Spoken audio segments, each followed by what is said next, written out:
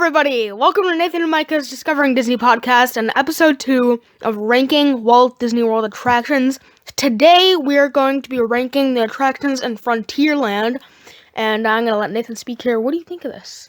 Alright, hello again everybody. Thank you for tuning into our second video. So, if you weren't with us last time, go check out our first one. It was ranking the attractions in Magic Kingdom's Tomorrowland. Today, we're going to be ranking the attractions in Magic Kingdom's Frontierland. So we're going to follow the same format as last time. We'll start from number 6 and go all the way up to number 1, alternating between each attraction until we get to our very best. We are going to describe once again why we like them or things we might not like about them, and hopefully we can give our viewers more of a perspective on why they should or shouldn't go on these attractions. So let's start with number 6 and least favorite attraction in Frontierland. Micah, hit me with your number 6. All right, my number 6 is the Frontierland Shootin' Arcade. Didn't even know that this would be counted as an attraction, but I guess it is, and it's just like a little arcade game. I mean, there might be some people that like it. I'm not discouraging you from playing here, but it's just an arcade game. It's not really one of the biggest things you go to Frontierland for. You know what I'm saying? And if you hear Micah say that he didn't know whether or not this would be counted, he's referencing our guide, which is the Burn Bombs Guide to Disney World. That's what we get our lists from that we create. So yeah, my number 6 is also the Shootin' Arcade. And like Micah, I wasn't quite sure that this would be counted as an attraction. Do you know if it's free or do you have to pay to participate in this? I believe you have to pay to participate in this one. Okay, so it's kind of like an arcade game anywhere you go. You have to pay to participate. It's really not that exciting. I don't think it's a good use of your money, especially if you're on a budget and vacation. Your dollars mean everything on vacation. You have to make them stretch as far as you can. So this one is not the greatest value play. So we share the same number 6, which is the Shootin' Arcade. Now let's go to number 5. Micah, what's your number 5? Okay, I think I might offend some people by this one, but my number 5 is Tom Sawyer Island. I absolutely loved this attraction when I was little. Every time we went there, it was a blast. You go through the cave, you can go to this hut, you can do like the shooting thing, and me and my dad had a blast there. But you know, as you get older, I don't get me wrong, I'm not old, I'm still a kid, but you know, it's not that fun for me anymore. So, what's your number 5? My number 5 is probably the most polarizing attraction in Frontierland. You either love this one or you don't really like it that much. To me, I'm kind of in the middle. My number 5 is the Country Bear Jamboree. This is a classic show. It was there from the beginning, right? Yeah, I believe so. Okay, so this one was there from the beginning when the park opened in 1971. It is a show. It's not a ride, like the Shootin' Arcade, not a ride, and Tom Sawyer Island is just an attraction. You attend this show where the bears sing along, and you can follow their little skit, and it's fun, filled with laughter. The family will love it. But me personally, it gets old, I think, after you watch it a couple times. The first time I went there, I laughed super hard. My mom and I went late at night at one of Magic Kingdom's, one of their days where they offered extra magic hours. But as I continued to attend, it wasn't as entertaining for me. So that's why it lands at number 5 on my list now. So that brings us to number 4. Micah, what is your number 4? My number 4 is the Walt Disney World Railroad. Now, currently, this is closed because I think Tron is interfering with it right now, and they have to work around it. But I love the Walt Disney World Railroad. It's just, you know, you're in Frontierland. It's not like your favorite thing there. But I'm not discouraging you from going on the railroad. The railroad is amazing. You have to try it out. Yeah, the railroad, and I'll get to it soon. It's also in a similar spot for me, so I'll wait to describe my opinion on it. But for now, let me give you my number 4, and that is Tom Sawyer Island. This is an area definitely for your kids. Take your kids here. They'll have a lot of fun. This is one of my favorite places in Disney World when I was a kid.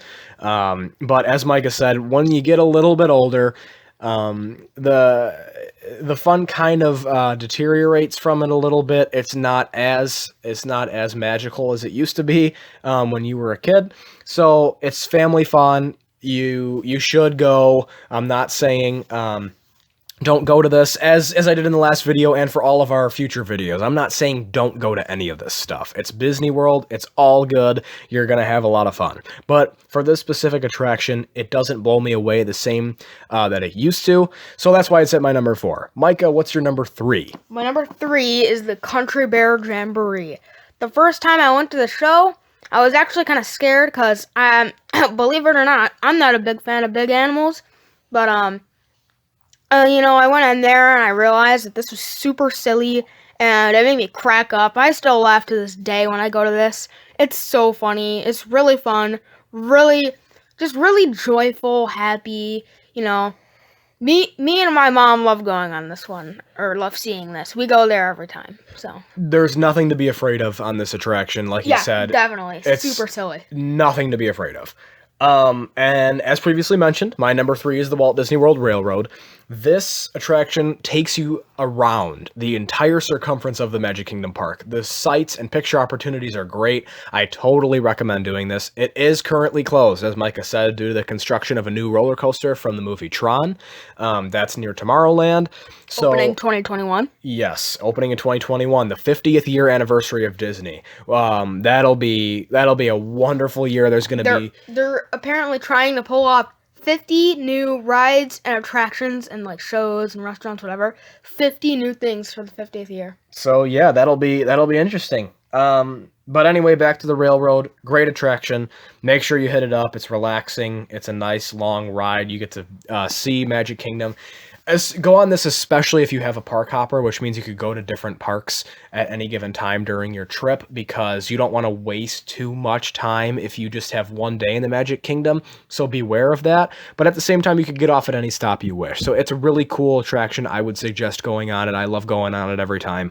So yeah, that brings us to our number 2. And I think our top 2 are the same. So Micah, what is your number 2? My number 2 is the Big Thunder Mountain Railroad.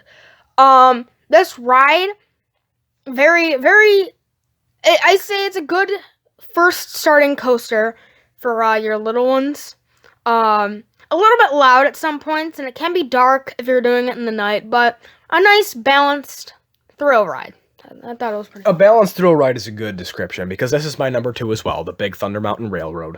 It can be a little loud. That's the one thing that I would watch out for. If somebody has sensitive ears or if your kids are really little, just know that it gets loud at points, but it has a great balance of thrill and fun. It's not too big, not too small. It's a medium-sized coaster. It's a nice intro to a coaster, to more thrilling coasters.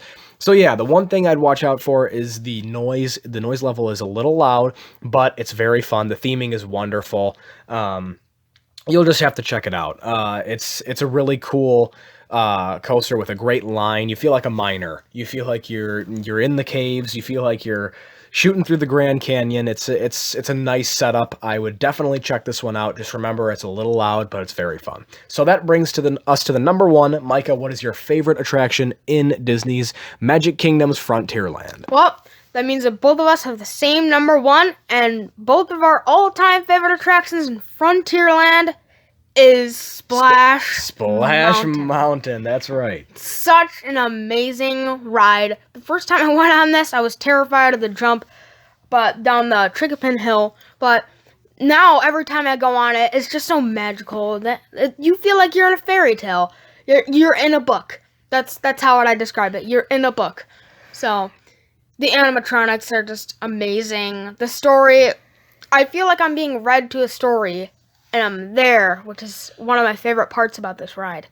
Yeah, you really do feel like you're in a book. When you think of Magic Kingdom, this is one of the attractions you think about. The drop is big and you're going to get wet, so beware of that, but the picture opportunity is going to be great. Make sure you get that picture. Either scan in your Magic Band or purchase it, because it's going to be an awesome picture for you and your family.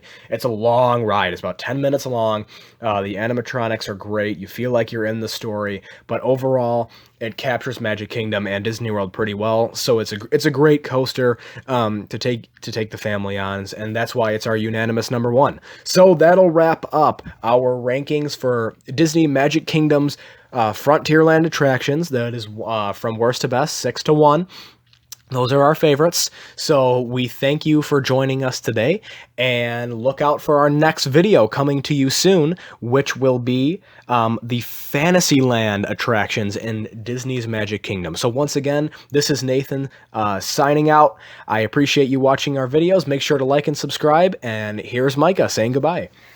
Goodbye, everyone. Have an amazing day and have a great, big, beautiful tomorrow.